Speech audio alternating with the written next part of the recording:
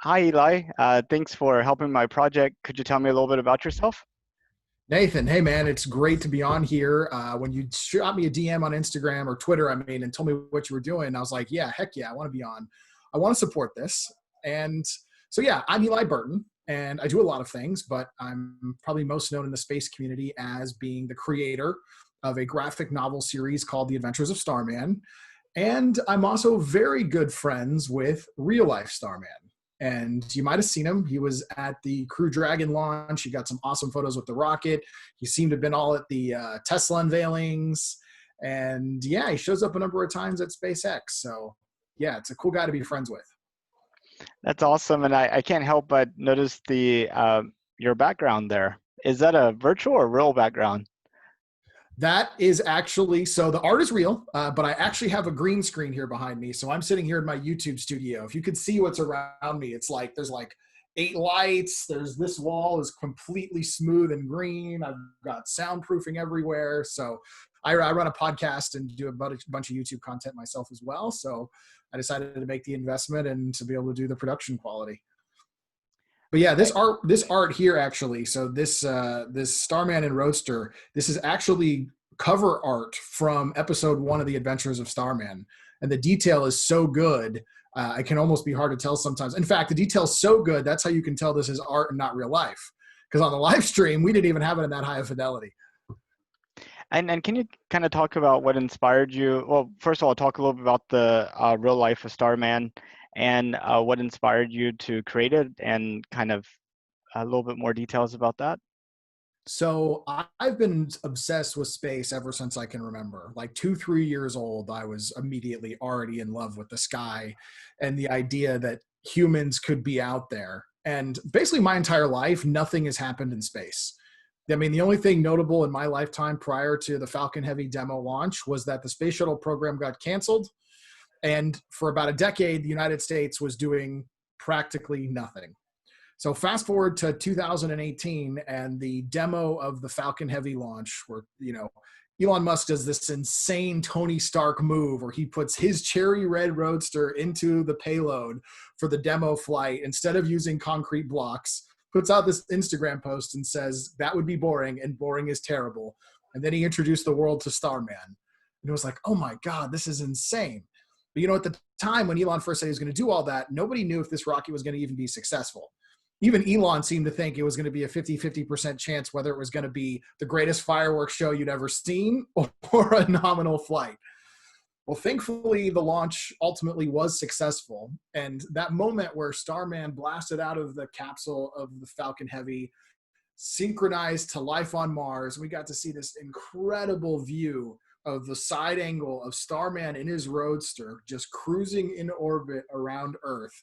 I was emotional. Like I'm not a guy who gets emotional or cries, but like I had tears running down my face watching this, because that was the moment that like I knew in my soul that this space thing, the return to the moon, the headed for Mars, like all the stuff we dreamed of, all the stuff that the baby boomers were promised 50 years ago, now was finally going to happen because we had somebody actually committed to the mission. And that was really where it all began. It was watching that launch. And a lot of people ask, like, okay, so what made you saw the launch, you were inspired, but what made you go and create this entire comic universe graphic novel around it? And it's crazy the timeline of how quick this happened. Because even like the first like 5 days after the launch, like it's all I could think about. Like visually, it was the most incredible thing I'd ever seen. And it's one of those totally insane things that like this doesn't happen in real life. The entirety of human history could have happened and this never happened. Like if it wasn't for Elon Musk, something like this never would have happened. I can say that confidently. And it was about the 5th day after the launch, and I went to a local bar with one of my best friends. We were sharing an old fashioned, and I'm just going on and on about it. And as we're talking, I'm like, man, Starman is all of the makings of a real life superhero. He's just missing his own comic universe. So my friend sat his drink down and looked me dead in the face and said, then you need to go make it. And that was it. Like at that moment, I basically blacked out. And 24 hours later, I had hired my lead illustrator and the project was underway. That is awesome. Yeah, and a lot of people complain, what can one person do? And to your point about Elon Musk, sometimes it is just one person, right? I mean, one person could do everything, and then like you creating the graphic novel and what have you. I mean, it all originates from people making things happen as You're individuals. absolutely right. Like it is. It's one person who's crazy enough to stick to a vision and see it through. And people talk about, like, don't get me wrong, there's incredibly talented people who work at SpaceX, insanely talented. But the reason why SpaceX is creating all these things that all these other companies aren't, that also have very talented people, is you have this guy, Elon Musk, who's willing to push the limits and accept nothing less than what he knows is possible. So yeah, no, one person can absolutely make a difference. The thing is, when you start out, you can't always necessarily see where it's going to end up. And more likely than not, it's going to fail. But you have to do it anyway if it's important enough. Now, you mentioned you were interested in space since you were 3 or 4. Do you have any idea what planet that seed or allowed for it to grow to the interest that you have now? I mean, so I lived in a relatively remote area in the desert when I was younger, so we didn't have much light pollution, which a lot of people in the modern world don't have. If you live in the suburbs, you don't even see the night sky. And very few people actually are getting away to nature anymore and getting away from all this so they can actually see what's right above them. So thankfully I live somewhere that, like, I got a pretty good view of the sky and the Milky Way growing up, which that alone is awe-inspiring to a kid. But also I got to see a lot of solar eclipses. I got to go to, my dad worked in stealth fighter jets, and a lot of his friends were into astronomy because they had a lot of folks with that bend. So I got to go look through some amazing telescopes. I got to look through this gigantic telescope in Arizona as a kid, and I got to see like the rings of Saturn, like full on. Like it was like, oh my God, this is amazing. But I'd say the moment that it really like distilled for me was when I saw the movie Apollo 13 as a kid. And even though that's a movie about disaster and, overcoming those challenges, it did such a good job of like just condensing this space thing that's out there, and us being out there and us solving problems and us surviving it. And it was really Apollo 13 that solidified all of it for me. It's pretty neat. Yeah, it's kind of interesting about the light pollution. I mean, uh, you can't really. I mean, if I look up in my backyard, I see maybe 100 stars on a good night, and you know, we're kind of destroying our night skies between. And I see a satellite probably once every like 10 or 20 minutes actually at dusk. So they're kind of exciting to see, though. It is, and to be honest, the satellites are the brightest thing in the sky. Where I'm at, I can see a handful of planets. I can't see stars. Like there is no night sky. Like you can see the moon when it's big enough, but even the moon, like there's so much street level lighting that the moon makes almost no impact on an average night. So yeah. And again, like I don't really think there's a solution for that. Humanity is going to keep expanding, but I think it is important that we do have national parks and nature reserves and places like, honestly, we almost need places that are dedicated no light pollution zones. Like truly, I mean, for that purpose, like we need a national sky reserve. It's actually, I know that sounds crazy, but like it's going to be necessary if we're going to have anywhere without light pollution. Now, I know, give it enough years, and with all of the satellite constellations that are coming into place to provide very high speed connectivity to Earth. And by the way, Starlink isn't the only one. So all of you astronomers out there who want to shit on Starlink, they're just the first and they're the fastest doing it. But the entire Earth is going to be surrounded in tens of thousands, if not hundreds of thousands of these mini satellites. So eventually we're going to lose the ability to observe the sky with our human eyes anyway. But it is going to ultimately empower much, much more powerful orbital telescopes that I think will make up for it. But yeah, people should enjoy the night sky, because like in 100 years, it won't be, space won't be visible from Earth anymore. Yeah, and I have yet to see a Starlink satellite with my eyes. I see things called Globe Star or something something, and other things, and all these other satellite providers. I haven't even heard them talk about how to reduce the impact on astronomy. So you Here's have the like, thing, they're not trying, and for whatever reason they're not being attacked for it, right? right. Like, and they've been doing it much longer, and they're not even like in participating in the conversation to make it better. But SpaceX or Elon Musk does something and all these haters come out of the woodwork and the narrative gets put in the wrong angle. That's a good point. I forgot about the globesat ones you're talking about. Yeah, they're really bright. Well, I don't want to run out of time. So did you know that NASA is planning to go to the moon in 2024? I very certainly did. And how did you find it? Do you remember when you found out about it? I don't remember exactly how I found out about it. So I spend a lot of time on social media. I probably saw the announcement via Twitter. That's most likely it. Um, yeah, and I guess that was less of a big deal to me, honestly, because I think the Dear Moon project is far more exciting and is going to happen much sooner. Yeah, exactly. I mean, you take the Their Moon project in combination with like the Starship Moon lander, and boom, you got it. Yeah, absolutely. And honestly, when it comes to the 2024 timeline, I'm really skeptical that the other partners are going to deliver something that passes NASA specifications by then, especially because Blue Origin has a component on it. And I'm sorry, but they've been like the slowest rocket development company in history. Like they're competing with NASA for who can develop rocket technology slower. Now, granted, I know this is a capsule, but looking at Boeing's failure with Starliner, no idea when that will fly, if it will even be certified. I'm assuming they'll throw enough money at it to make it. I'm actually more concerned that NASA won't make their deadline, not because SpaceX's rate of innovation is insane. I'm going to be interested to see if SpaceX actually privately puts a man back on the moon before NASA does with Artemis, and or if SpaceX ends up developing their own, moon orbit to surface delivery mechanism simply because nobody else has done it. It's going to be interesting, but like 4 years is not a very long time for those other partners. SpaceX can do it. SpaceX has proven they can do it, but none of these other companies have. So I'm going to be interested to see if 2024 actually happens for NASA.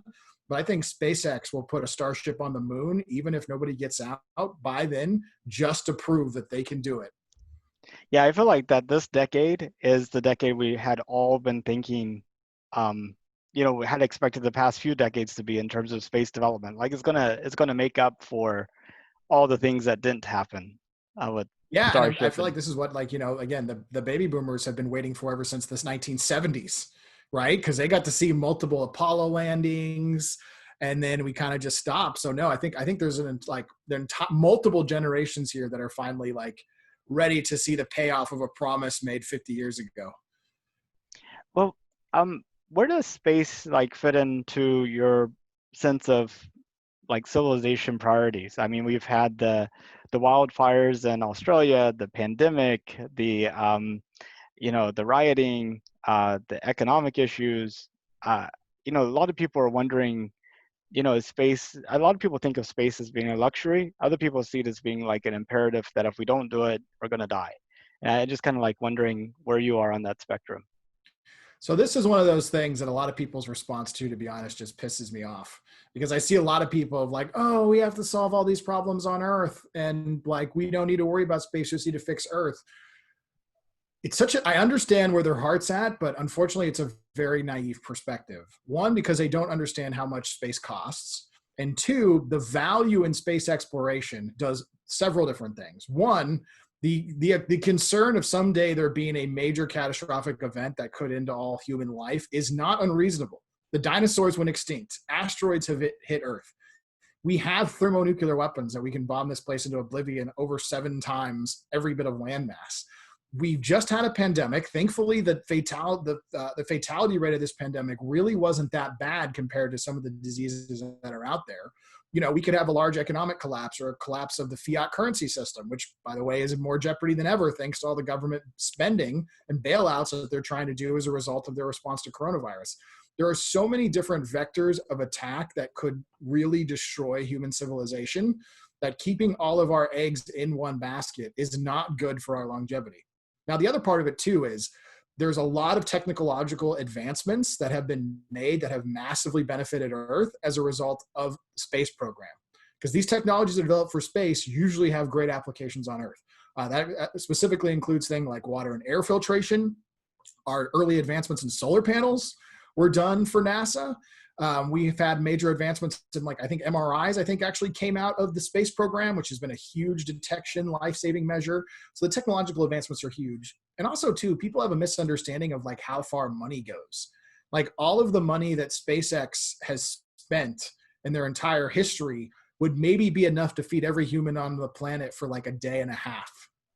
So the scale of the amount of money we're spending is completely different. And also, too, spending all that money on feeding everybody for a day doesn't actually do anything to fix things, right? And there's very few investments that you can make in Earth that are truly lasting, right? You can do things to help improve society, but society is nothing but software that different movements can happen and forces and powers at play that can manipulate that.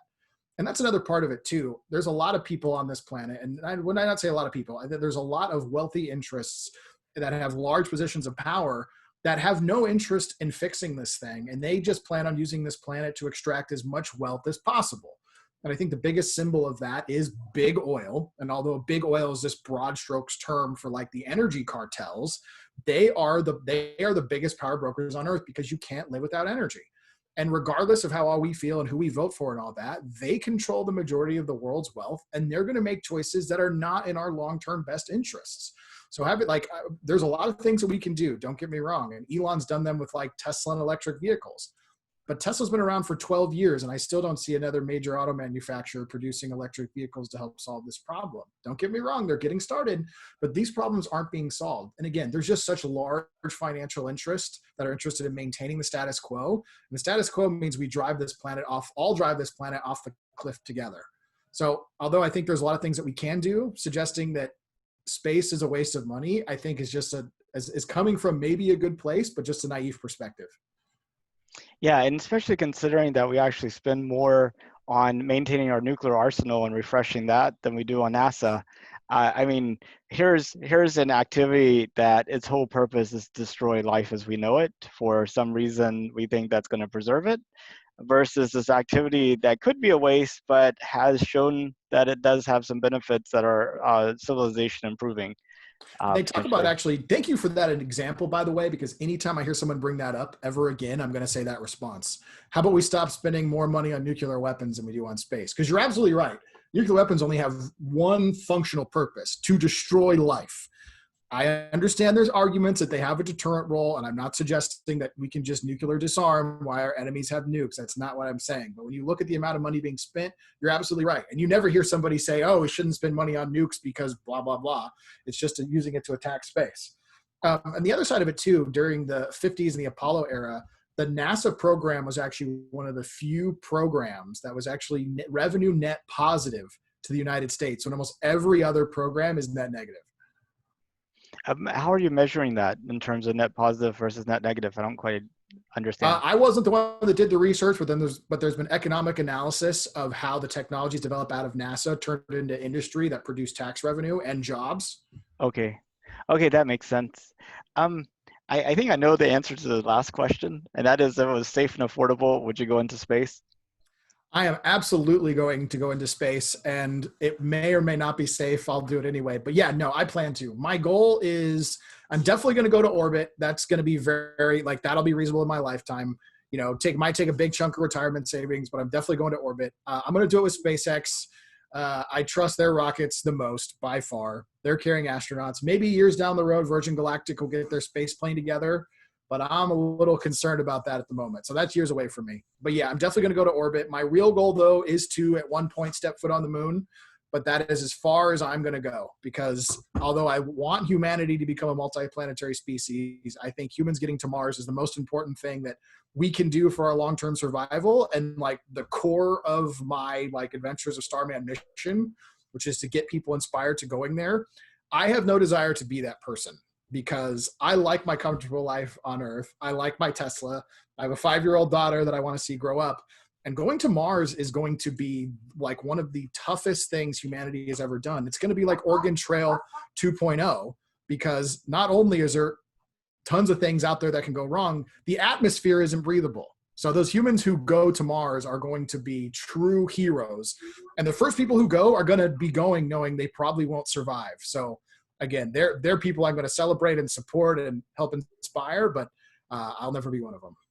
Yeah, it'd be interesting to see after the lockdown how many of those people who said they wanted to be on a one-way ticket to Mars as part of that Mars One project are now like reconsidering based upon the fact they haven't been able to leave their home for a month. And, you know, can you imagine what it'd be like in a spaceship? Yeah, no, you're absolutely right. And like the psychological testing required to go to Mars is going to have to be like very strenuous, because the demands of this type of thing, not many people are going to be capable of getting through and winding up healthy on the other side. So yeah, no, I think there's a lot of people who like the idea of going is a lot sexier than what actually going is going to be. Oh, exactly. You just see the highlights of what and you're missing the moments of boredom and terror and struggle between that in terms of Yeah, and understanding his fate. isolation and like just a lot of things.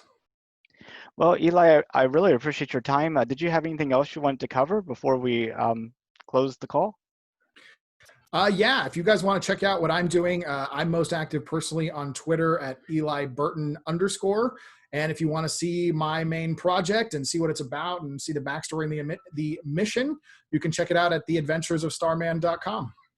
I should ask, the Adventures of Starman, what's the age range that is targeted towards? So it's really for everyone. I definitely like the some of the verbiage in it is a little more advanced in the first couple episodes. I definitely fix that a bit in the third, but I see people like I see kids from 5 years old, 4 years old having it all the way up to adults. It's really a story for everyone.